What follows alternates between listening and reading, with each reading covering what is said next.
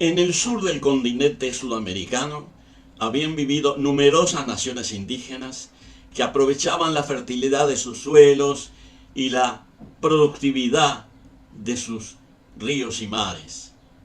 Tal vez 1 o 2 millones de personas allí vivían una vida pacífica y próspera. No lo sabemos a ciencia cierta, pero probablemente aquí estuvieron durante los últimos 10.000 años. De esas épocas ha pasado mucho tiempo. Las antiguas naciones indígenas, como charrúas, querandíes, tehuelches, minuanes, ranqueles, casi no existen más. Hoy en día, tan solo 2 a 3.000 personas en el sur de Brasil se reconoce como charrúas, totalmente aculturados.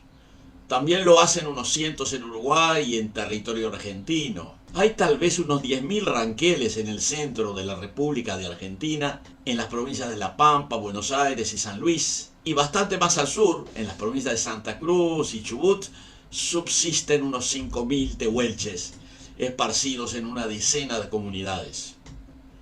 Eso es lo que queda después de uno de los genocidios indígenas más eficaces del continente sudamericano: la destrucción de las sociedades nativas de las pampas y su ocupación por los colonizadores europeos. De este proceso, que aunque parezca mentira todavía dura, vamos a hablar a continuación.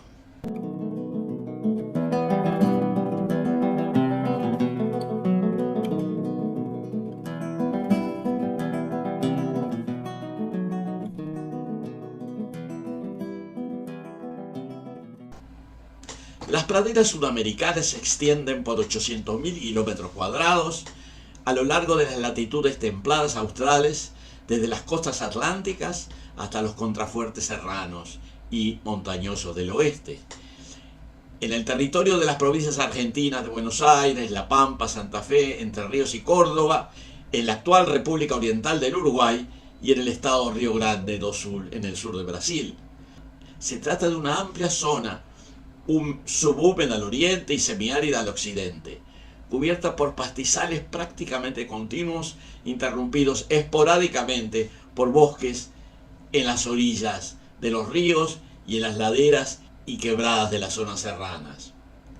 Esta zona ha sido generalmente denominada Las Pampas, del término quechua y aymara, para designar una planicie, una llanura, y por relación de sus habitantes con ella, los pueblos que la habitaban y marginalmente aún la habitan han sido denominados con la misma palabra, pampas. Pero además de pampas, los pueblos que tradicionalmente habitaban las praderas herbáceas del sur tenían otros nombres. Algunos los conocemos, como charrúas, querandíes, tehuelches, ranqueles, minuanes y muchas otras denominaciones menos conocidas e incluso ignoradas. Estos pueblos o sus antepasados llegaron a esta región, como decíamos antes, hace varios miles de años. Durante ese tiempo, estas poblaciones se adaptaron a las condiciones ambientales. Algunos, tal vez la mayoría, se transformaron en pescadores a orillas de los ríos y el mar. Otros adoptaron diversos cultivos, que en muchos casos habían sido domesticados por otros pueblos indígenas del continente.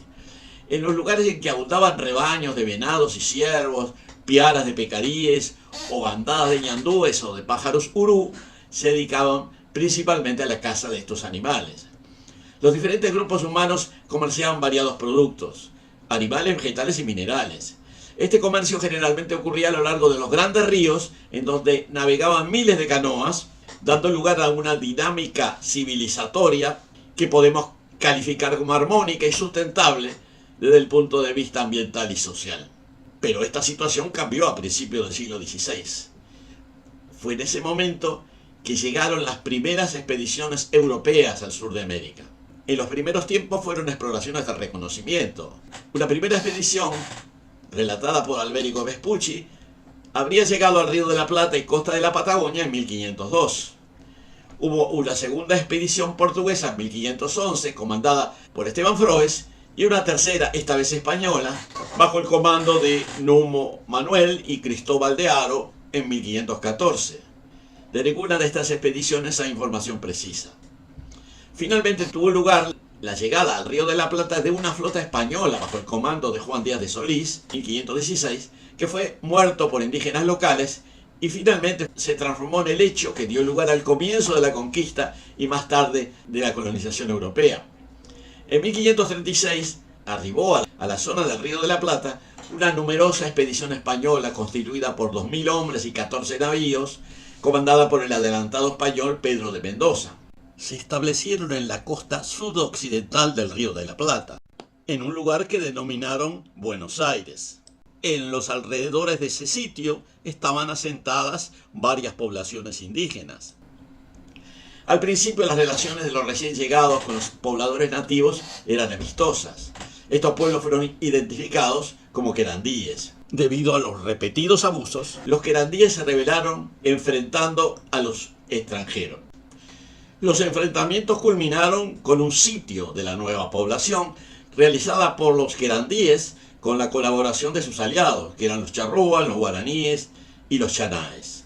Llegaron a concentrarse, según los testimonios de los sitiados, 23.000 guerreros rodeando el pequeño núcleo de expedicionarios. En un primer momento, Pedro de Mendoza envió misiones exploradoras aguas arriba por el río Paraná, pero luego comenzó a experimentar graves dificultades y carencias por el sitio de la población. Los españoles gradualmente quedaron en difíciles condiciones, muchos murieron de hambre y otros como consecuencia de los enfrentamientos.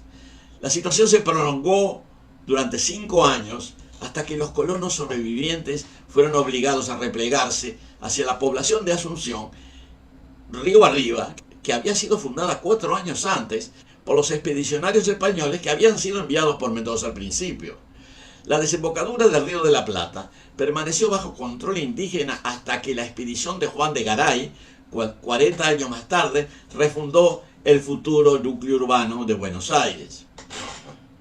Partirían las principales corrientes de colonización de los siguientes siglos y que terminarían ocupando todos los territorios de los pueblos nativos de las praderas e incluso logrando su casi completa eliminación cultural y física.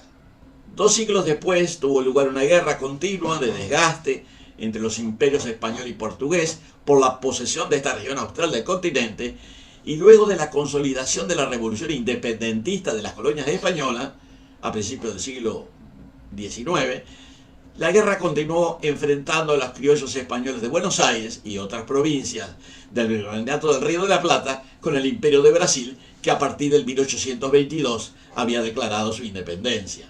Los pueblos nativos que sobrevivían en esa época eran muy poco numerosos. En la banda oriental subsistían unos pocos cientos de personas en las comunidades charrúas y minuanes. En 1831 fueron perseguidos y derrotados por el primer gobierno del Estado Oriental del Uruguay de Fructuoso Rivera en 1831. Sus familias fueron apresadas y distribuidas entre los vecinos de Montevideo y otras ciudades.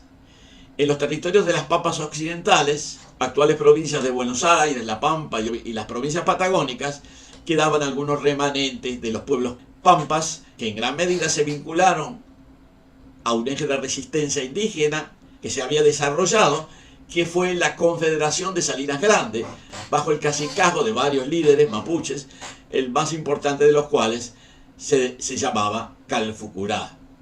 Esta confederación controlaba territorios que se extendían desde la cordillera de los Andes al Océano Atlántico. También había comunidades tehuelches en el norte de la Patagonia, hablantes de la lengua auneco-ayén, en las provincias actuales de Río Negro, Chubut y Neuquén, que también gradualmente se fueron uniendo a los grupos mapuches, integrándose a la Confederación de Salinas Grandes antemencionada. Más al norte existían comunidades numerosas de ranqueles, que en gran medida eran descendientes de los antiguos pueblos pampas, y que eran probablemente un subgrupo de los tehuelches, al que se agregaron personas o grupos de raíces mapuches. Estas poblaciones estaban localizadas en el noroeste de la provincia de Buenos Aires, en San Luis, en el sureste de Córdoba y algunas zonas de la actual provincia de La Pampa.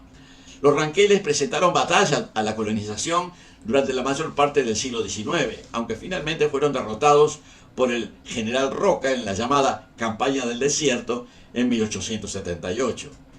Hoy, bien entrado el siglo XXI, ya están establecidos varios estados territoriales que son herederos de los antiguos virreinatos y gobernaciones españolas e imperiales portuguesas. Nos preguntamos qué queda de esos antiguos pueblos hoy en día. En primer lugar, hablemos de los ranqueles. Están muy disminuidos y raleados en la actualidad. Con todo, los ranqueles constituyen uno de los pueblos pampeanos más numerosos que todavía existen. En la actualidad se agrupan en varias comunidades en las provincias de La Pampa y San Luis, superando los 10.000 miembros. Mencionaremos a las comunidades mapuches, que si bien no eran originalmente pampeanas, a partir del siglo XVII se fueron adentrando y adaptando en esa región.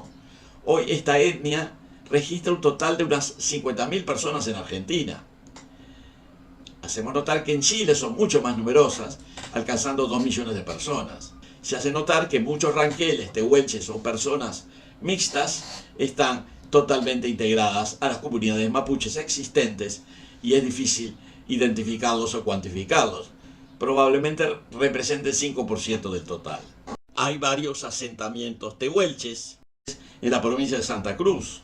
El territorio de Camuso-Ayque, con 3.900 hectáreas, 180 kilómetros al noroeste de Río Gallegos, que fue reconocida en septiembre de 2007, y que en el censo de 1968 había registrado 11 familias con 41 individuos.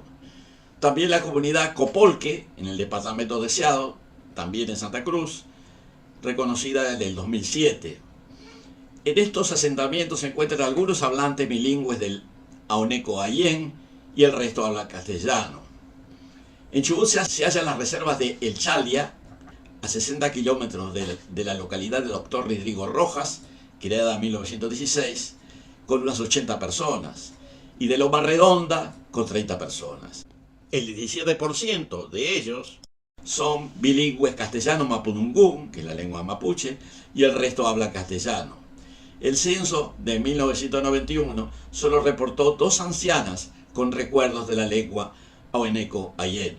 Hay además algunas comunidades mapuche tehuelches reestablecidas en la provincia de Buenos Aires, como la comunidad tehuelche Cayubú-Chotel, cerca de la ciudad de La Plata. Tal vez Brasil es probablemente el país donde los descendientes de los pueblos pampa, en particular de los charrúas, obtuvieron el mayor reconocimiento.